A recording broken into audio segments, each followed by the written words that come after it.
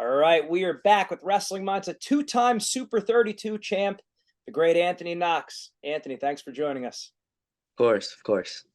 Back again. So you have a special announcement that most of the wrestling world knows about already, but I'll leave the floor to you. So I've decided to take my talent to Cornell University, and I'm super excited to get up there and get some national titles. That is awesome. Oh man, what a great thing! And that was the first coach who called you, right? Yeah. Coach Gray was the first coach. 1202, I think he called me. Yep, everyone remembers the video on Flow Wrestling where he called up. Yeah. That's great stuff. So when was that? You were just over there, what, like 2 weeks ago, 3 weeks ago? Yeah, so I was over there probably 2 or 3 weeks ago, and I had my visit. It's funny, like the first 2 nights I was kind of still in between Rutgers and Cornell. I was still in between because they're both great programs. I really did love Rutgers. I mean, I still do. And, on the final day, Mike kind of sat me down and he talked to me, and we went over a couple things that, I kind of want to keep just personal, but we went over a couple things, and, what he said to me really meant a lot. And, so right after that, I knew that's where I needed to be. Awesome. So when did you get the idea to make the announcement at Super 32 and the shirt and everything? Because that was all planned. Yeah, so I was talking to David and Tyler, who are the guys over at Flow Wrestling, who did my first episode of the recruitment process, and they're like, we want to do a follow up, and I'm just brainstorming ideas, and I'm like, yeah, I'm pretty sure I know where I'm going, and Super 32 was coming up, and I kind of felt like I needed a way to kind of put pressure onto myself, because that's what I try to do with like before tournaments is put pressure on myself, because I feel like I perform best under pressure. So I was like, you know what, David, film the thing on me throughout the tournament, and I promise you I'm going to win the bracket, and I'm going to commit to Cornell right after I win. He goes, you sure? The cameras are going to be there. They're going to be following you. Like, are you sure this is what you want? And I knew that was the best move for me, and it all worked out. So God bless. That's right. And like you said, just back to the mindset aspect of it, you know what you need for yourself. Like, again, Yeah. like 9 out of 10 guys, I would say, don't do that. Don't put that kind of pressure on yourself.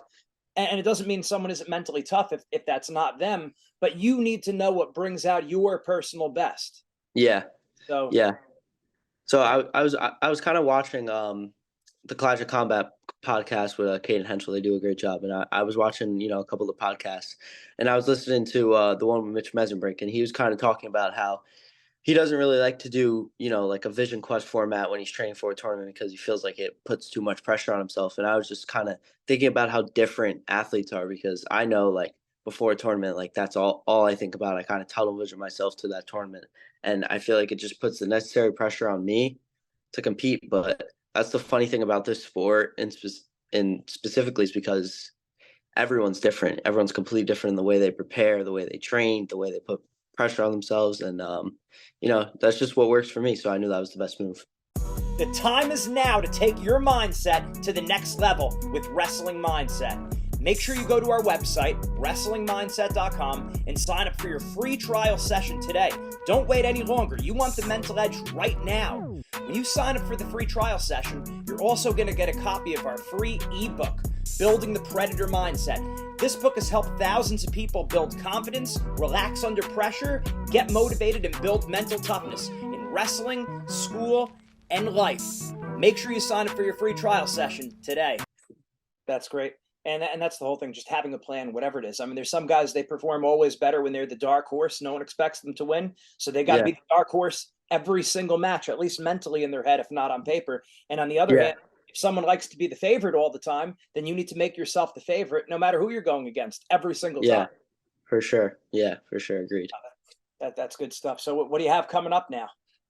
So I'll be training for the Farrell coming up.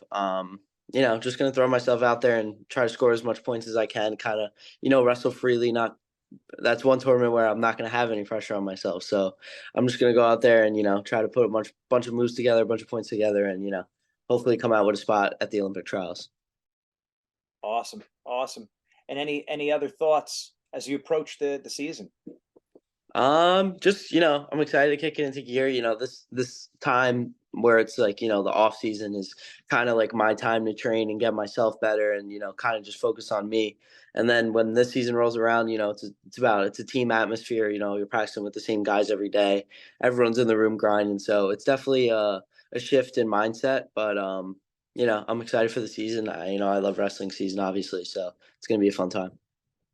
Awesome. Makes me think of just two more quick questions. So you 11-0 in the finals, you win, dominant, Yeah. right? How do you stay motivated and stay, grounded and hard on yourself? Like, hey, I'm still looking to improve on these areas, because it'd be really easy for someone to then coast or say, hey, not coast, but let off the gas a little bit where no one around you knows, but maybe Well, how do you keep yourself level there? Well, that's pretty easy. I'm not the best yet. So, I won 11-0 and yeah, I won Super 32 and whatever, but there's Forrest at the weight above me, there's Bassett 2 weights above me, there's Blaze at the same weight as me, and I am not ranked higher than those guys. They all have wins over me or have beaten guys that I've lost to. So, it's just got to be the best. And then, once I'm the best, I'll find something else. And then once I beat those guys, it's I'm not the best in the world yet. There's still Michik's out there and Ugoya's out there and, Higuchi's out there. So, there's always something to strive for and always something to be better. Absolutely. And then last question, how do you keep it where you're able to keep yourself balanced where, hey, if something does happen during the season, obviously you're expected to beat and dominate everyone. So, if it happens, Rush, you get taken down or, whatever, these kind of things sometimes happen.